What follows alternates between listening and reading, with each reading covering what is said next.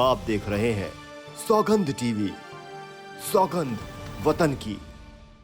ये जो भी मणिपुर की घटना हुई थी वो 4 मई को हुई थी। उसके दौरान राहुल गांधी जी भी तो जाके आए थे, उनको क्यों पता नहीं चला? ये लोग भाजपा से सवाल पूछ रहे हैं कि बीजेपी वाले गए नहीं, वहाँ की प्रशासन इतनी खराब है, वहाँ की सिक्योरिटी इतनी खराब है, ये वायरल नहीं हुआ। अरे तुम भी तो गए थे ना, तुमने कितनी प्रेस कॉन्फ्रेंस करके बता दी। हज सब्सिडी किसने शुरू की थी?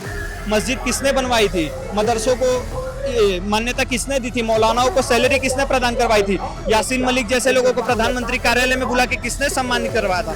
मोदी ने तो नहीं करवाया ना। आज के समय राजनीति का स्तर किस तरीके से गिरता जा रहा है? हालांकि जैसे मैंने शुरू में ही बोला था कि मुद्दा राजनीति के लिए बनता है या राजनीति मुद्दे के लिए बनती है, इस पर आपका क्या कहना है?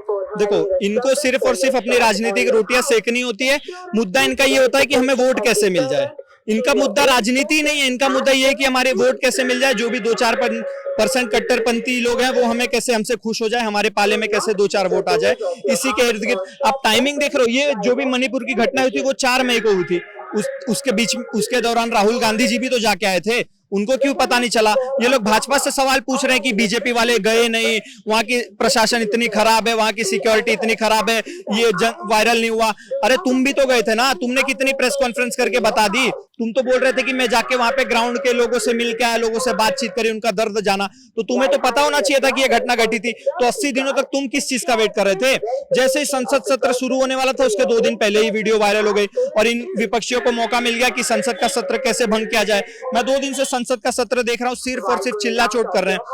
बीजेपी वालों ने बोल भी दिया कि हम इस पे बहस करेंगे, लेकिन इनको वो भी हजम नहीं हो रहा। कैसे भी करके चिल्ला चोट करके 2024 में बीजेपी को नुकसान पहुंचाना, ये इनका प्रोपेगेंडा चल रहा है। अगर विपक्ष की बात करें तो विपक्ष पूरी तरीके से, सबसे पहले आपसे हम ये जानना चाहेंगे कि देश में अगर बात की जाए तो मणिपुर में जो घटना घटी है वो केकेई और मैतेई 2 समुदाय के बीच में है। तो जिस तरीके से जात पात को टारगेट किया जा रहा है, तो विपक्ष का कहना है कि जात पात की राजनीति केवल भारतीय जनता पार्टी करती है और उसी का एक आज उदाहरण मणिपुर बन गया है। अच्छा, मतलब एक आंशिक मुस्लिम राष्ट्र बना रहे तो ठीक है, एक पर्टिकुलर कम्युनिटी को टारगेट किया जाए तो ठीक है, लेकिन हम अपनी बात कर रहे तो वो खराब है। अगर हम अपनी बात कर लेते हैं तो वो खराब हो जाता है। बीजेपी क्या कर रही है? जितने भी बीजेपी के जो भी सब पॉलिसीज आए या फिर जो भी सब लोगों के लिए दिया गया, वो तो सबको समान अधिकार में बांटा गया। शौचालय सबके घर पे दिए, 80 करोड़ राशन सबके घर पे दिए, घर सबके लिए आवास बनवाए गए, बैंक अकाउंट सबके खोले गए।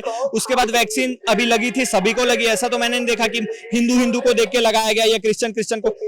सब चीजों के बारे में सब बीजेपी ने सबको एक साथ काम किया। मोदी जी का तो नारा भी यही था ना, सबका साथ, सबका विकास, सबका प्रयास। फिर भी ये इनको क्या करना है? और ये आंशिक की बात कर रहे हैं। हज सब्सिडी किसने शुरू की थी? मस्जिद किसने बनवाई थी? मदरसों को मान्यता किसने दी थी? मौलानाओं को सैलरी किसने प्रदान करवाई थी? यासीन मलिक जैसे लोगों को प्रधानमंत्री कार्यालय में बुला के किसने सम्मान करवाया था? मोदी ने तो नहीं करवाया ना। और बात रही, चलो भारत की छोड़ दो, फ्रांस में इतने बड़े दंगे हो गए, वहां तो कोई बीजेपी और आरएसएस नहीं गई थी। स्पेन में आग लग गई, नॉर्वे में आग लग गई, पूरे तमाम यूरोप में आप कहीं भी देख लो, पाकिस्तान में भी बम धमाके होते हैं, अफगानिस्तान में, वहां तो बीजेपी और आरएसएस नहीं करते। और विपक्षियों की तो बात करना आप छोड़ ही दो। जिस विपक्षी को मुस्लिम लीग जैसा पार्टी सेक्युलर लगता हो और बीजेपी आरएसएस कम्युनल लगता हो ना, तो वो सिर्फ और सिर्फ देशद्रोही विचारधारा वाले हैं। एक तरफ समस्त राजनीति दल जो हैं बोलते हैं कि ये जो घटना घटित हुई है ये देश की बेटी के साथ घटित हुई है। हमें इस चीज को सोच करके आगे बढ़ना होगा कि आने वाले समय में देश की बेटी के साथ ना हो। और उस बीच उद्धव ठाकरे का ये बयान कि मणिपुर फाइल्स बनाने पर क्या विचार है? क्या वाकई ये देश की बेटी को शर्मिंदा कर रहे हैं?